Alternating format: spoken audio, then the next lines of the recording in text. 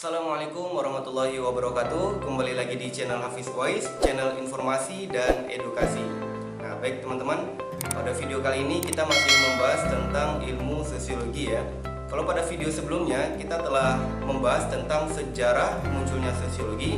Nah, pada video kali ini kita akan masuk lebih dalam, yaitu mengenal ciri-ciri dari sosiologi.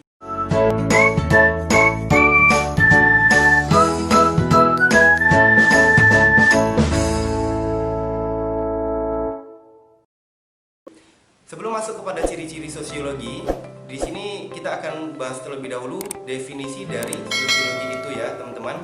Jadi menurut Bapak Sosiologi, siapa Bapak Sosiologi? Ya, Bapak Sosiologi adalah Auguste Comte. Jadi kata beliau, sosiologi itu terdiri dari dua kata. Kata yang pertama adalah sosius, kemudian kata yang kedua adalah logos. Nah, sosius ini mempunyai arti teman, kemudian logos itu mempunyai arti pembicaraan, atau bisa juga kita artikan sebagai ilmu. Maka secara harfiah, sosiologi adalah ilmu yang mempelajari tentang kehidupan bermasyarakat, termasuk di dalamnya mempelajari tentang fenomena-fenomena yang terjadi, kemudian fakta-fakta sosial dan sebagainya. Itu ya teman-teman, definisi dari sosiologi. Nah, kemudian ciri-ciri dari sosiologi itu ada 4. Silakan ya kalau teman-teman mau catat. Yang pertama, ciri-ciri sosiologi itu adalah empiris. Kemudian yang kedua adalah teoritis. Yang ketiga kumulatif, dan yang terakhir adalah non-etis. Itu ya, kita akan bahas satu persatu. Yang pertama adalah empiris. Apa yang dimaksud dengan ciri-ciri empiris? Jadi sosiologi itu mengkaji sesuatu yang berdasarkan fakta ya, nyata. Kemudian berlandaskan oleh hasil observasi. Tidak bisa asal menduga-duga. Jadi teman-teman harus turun langsung ke lapangan. Itu yang dimaksud dengan ciri-ciri empiris. Nah, kemudian setelah turun ke lapangan, kita mendapatkan data. Data itu harus bisa diterima secara akal atau logis ya teman-teman. Itu merupakan ciri-ciri dari sosiologi empiris. Nah, kemudian ciri-ciri yang kedua yaitu teoritis. Jadi yang dimaksud teoritis ini adalah kita mengumpulkan abstrak atau menyimpulkan kesimpulan dari data yang telah kita dapatkan pada ciri-ciri empiris tadi. Nah, kalau ciri-ciri empiris tadi kita mengumpulkan data, kemudian pada ciri-ciri teoritis kita mengambil kesimpulan. Misalkan nih, kita meneliti ke suatu daerah tentang bagaimana sih perilaku keseharian mereka.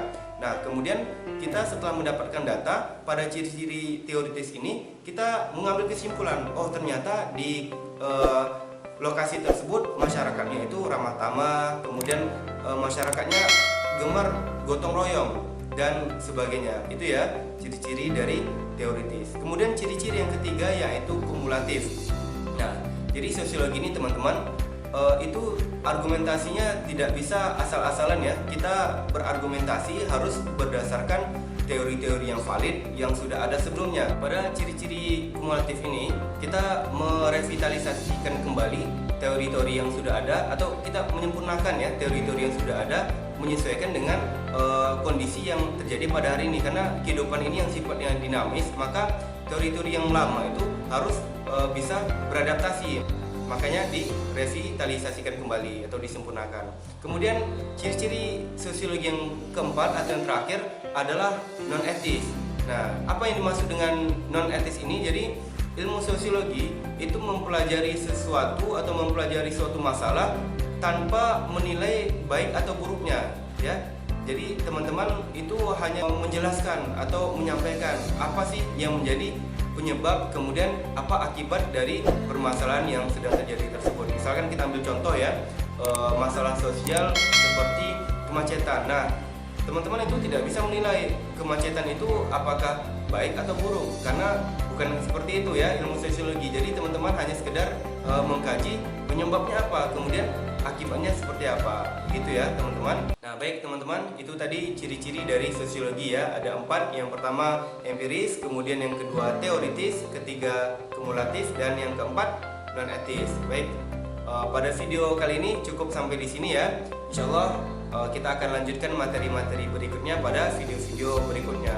Tapi jangan lupa nih teman-teman yang sudah menonton, tekan tombol subscribe dan hidupkan lonceng agar tidak ketinggalan video-video dari channel Hafiz Voice. Terima kasih atas perhatiannya. Assalamualaikum warahmatullahi wabarakatuh.